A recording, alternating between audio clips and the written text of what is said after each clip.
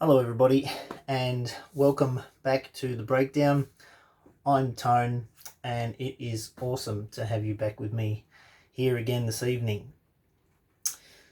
Now, today is day 22, and so that yesterday marked 3 weeks of this self-imposed lockdown against the mask mandate, knowing that it wouldn't do enough, if anything, to prevent what we've now moved into, and we are still progressing on to more and more stages.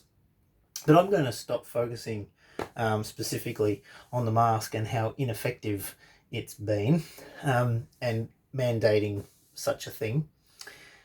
This evening, I'm going to focus much more on just what this actually does look like now. And I would think by now most of us who are thinking these things through are going to realize there's so much more political stuff to this. And I draw your attention to how things are being handled in New Zealand at the moment. There's an election coming up over there, and they've just announced harder lockdowns over only a handful of community transmission cases. Obviously, they want to avoid something similar to what's going on in Melbourne. But more to the point, they want to look as though they are doing their best. We had more cases than that, and we didn't go into a full lockdown. Now, I've already talked about how we should have been in a full lockdown months ago. And based on what they've told us about the virus, most of it, if not all of it, would have been eliminated by doing those hard lockdowns very early. But of course we didn't. The reason why we didn't, that's the question. But it's a political thing over there in New Zealand, 100%. But a little closer to home, the South Australian government has now brought in from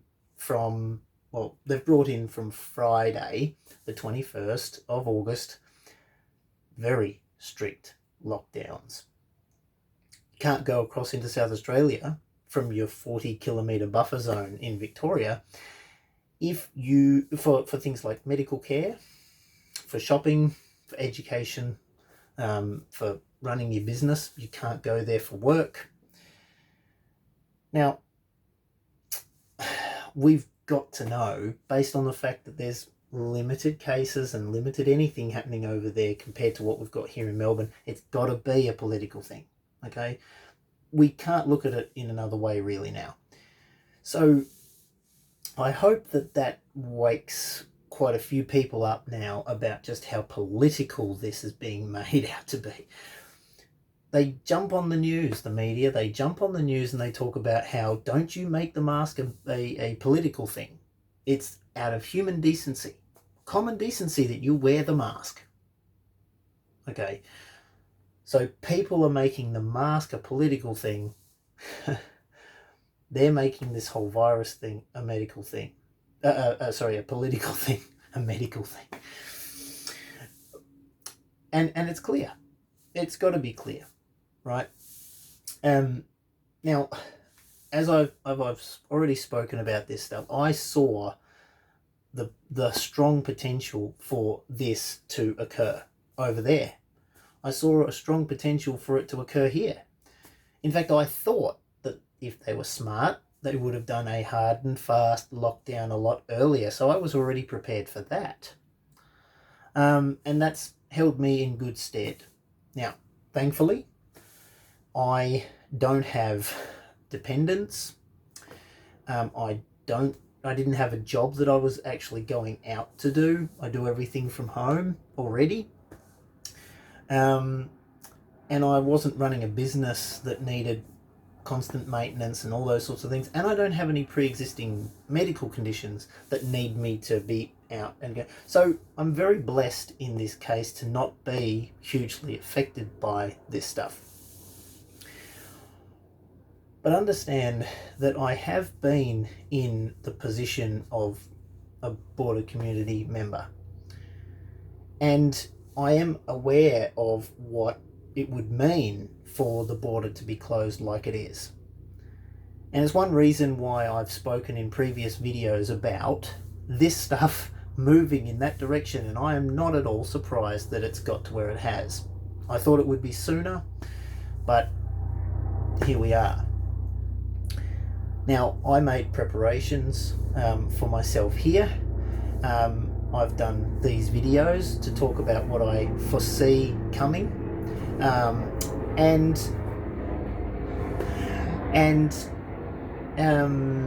the main thing is preparation. Now, so I guess that then brings me to the fact that I understand that if I was still running my farm, for example, I would have already have been making sure I had all the fuel and fertilizer and food and everything like that I'd need, that I would usually get from across the border. I would have been organising that stuff in much the same way as I've organised myself here. But I understand there are many that just wouldn't have even imagined that this was coming. They weren't ready for it. They were just living their lives the best that they can. They had so many other distractions, and now they're scrambling to either try and get an exemption from the new rules, or indeed organise themselves the best that they can. And that's my advice. My advice would be to use the time that you've got up until the 21st to get everything that you can organised. I wouldn't be fighting a battle that I really don't think is winnable. I don't believe that there's any point fighting Goliath on his terms, when instead fighting this one and losing it and then not being prepared, I'd rather be prepared and then try to see if there was an exemption that could be found for the compassionate reasons like medical stuff. That would be my advice. You've got to survive this, and if you put all of your energy over here and you fight like those bozos about the mask, they're going out there and they're fighting a battle they can't win, you're better off doing what you can to prepare for what is coming. And it is coming. You know that it's coming. They've given you a date for it. So that's my advice. But let's these push-ups, guys, are for everyone on the border communities. I feel for you guys, right? I understand the aspect of living on the border. Thankfully, I'm not in that position, and I can't imagine it is going to be easy. But the best part is you have time to prepare. Whatever it is that you're able to prepare, you have time to prepare. As hard as that's going to be, make the most of that time to prepare.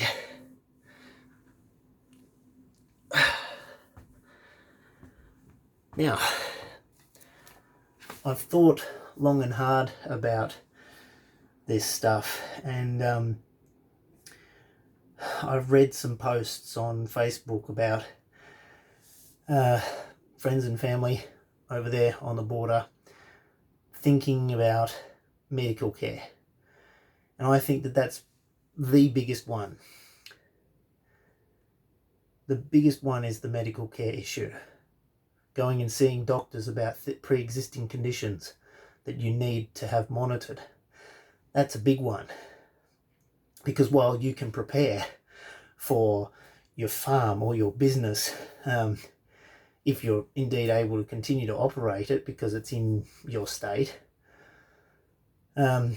you have time to prepare. As much as you can, you have time to prepare. And it may mean having to travel a bit further to get some certain items than what you would normally have to travel. But education, the children in Victoria are doing education from home, and that's a reality that the Victorians are dealing with already, right? So Victorian kids going to school in South Australia, that's just going to become a reality, I guess, for them as well, as difficult as that is. But this medical care thing, that's the most dangerous of all. We can do shopping in other places. We can source parts in other places. We can buy grain and fertilizer, and we can do all those things from other places. Maybe we have to travel further to do that. But this medical care issue, that stuff is, life and death. Or could be life and death for some people. And I think that if there was going to be an exemption, that needs to be something that is seriously considered, and certainly one of those things that's definitely worth fighting to be heard about, because that's a life and death thing that should never be made to be put under any extra risk.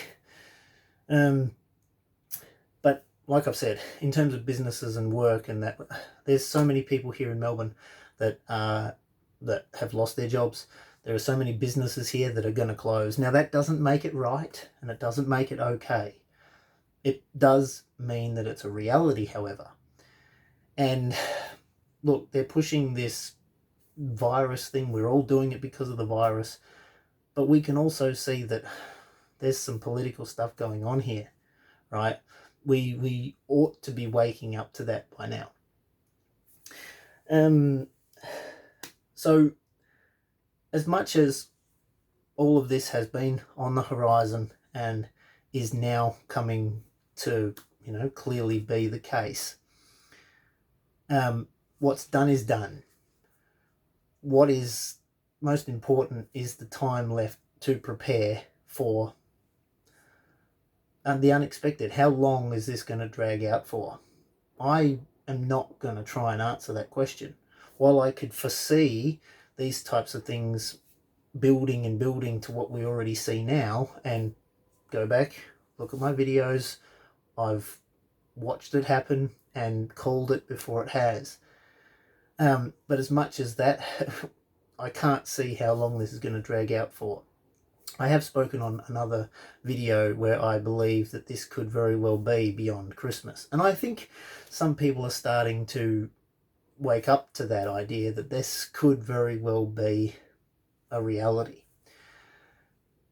But the most important thing is to not be getting caught up in the fear of it and the anxiety of it. We have time to prepare for these things. It's not something that just happened and took us completely by surprise, because we have time to prepare.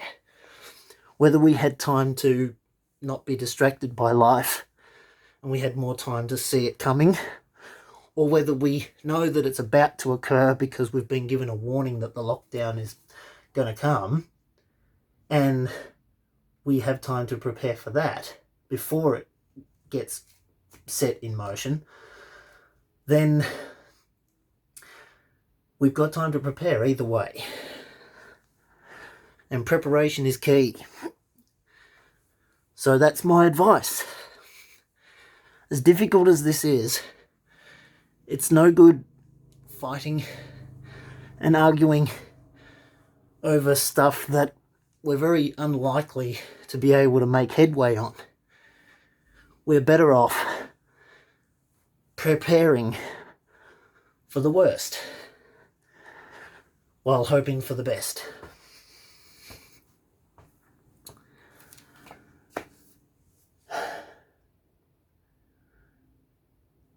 Now, I know that what I say, many are going to say, look, you're not in that position. How would you know?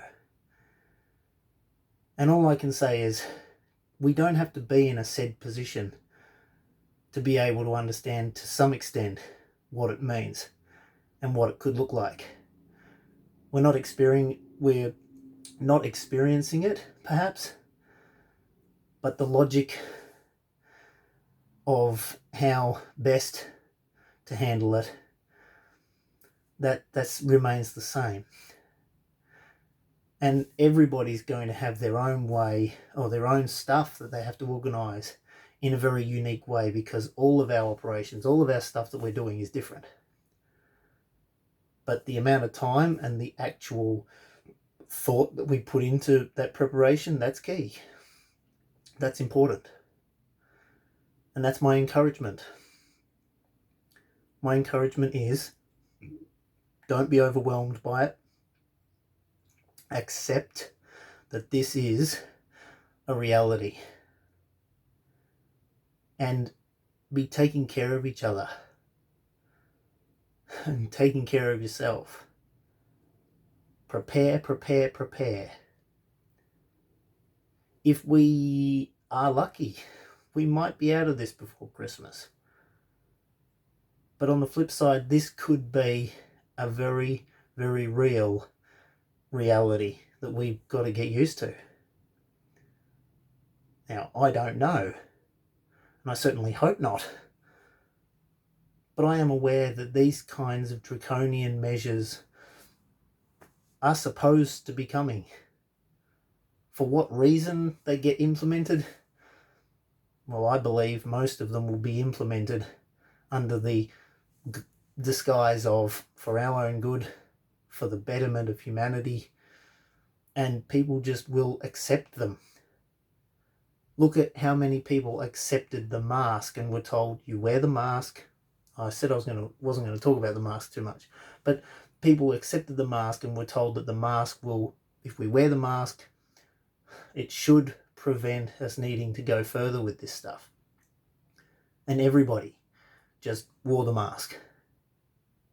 And I've already talked about how ineffective that really can be.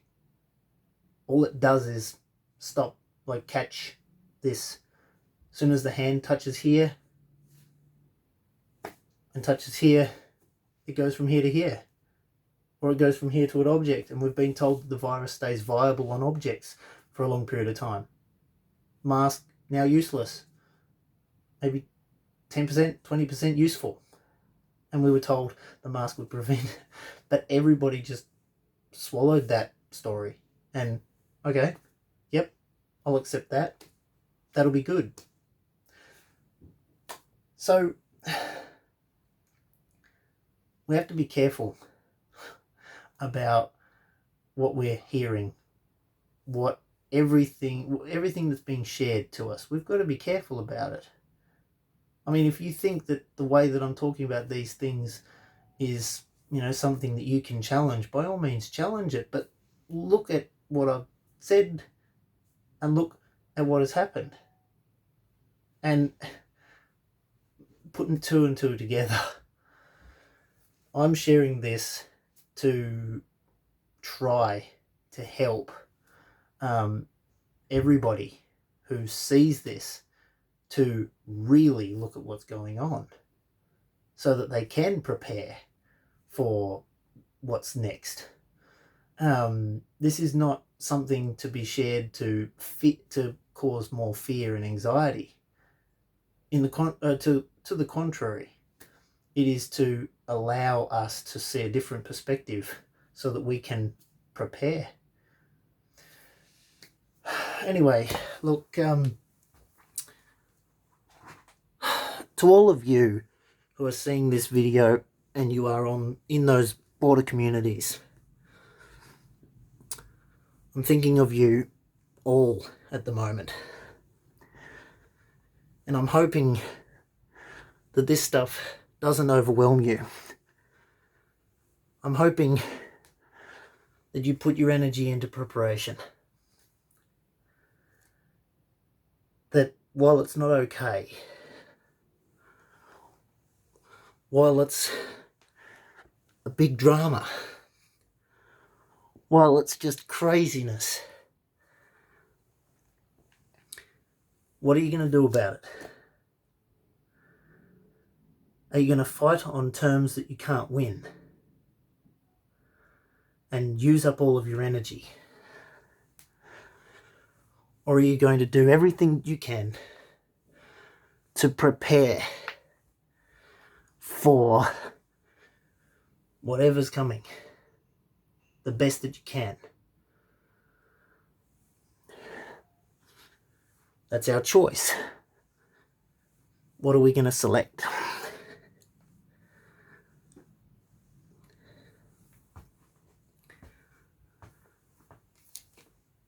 On that note, I leave it with you. I really do think of you all everywhere, but especially I think of you there along the border, near where I grew up, and indeed anywhere else along the border, that you're going to be severely affected by this stuff. Don't let it beat you, but win on your terms. And while we might not be able to win in the ways of completely winning the battle that we think we need to fight, we can survive. And surviving is so much better than fighting and losing. That's what it's all about. Thank you so much for joining me once again. And if you liked this video, maybe not necessarily like the content of some of the stuff I've had to talk about, but if you liked my way of talking through this stuff, please leave a like. Hit the notification bell so that you can see when I post new videos. Subscribe to my channel, I'd really appreciate that. And share this video to anyone that you think would benefit from hearing my take on this stuff. I really do think of you all. And yeah, until tomorrow, take care of each other, take care of yourselves, think through everything as logically and critically as you can, and prepare in the best way that you can so that you've got everything at your disposal to continue as normally as we possibly can all through this stuff. And until tomorrow, God bless. Bye for now.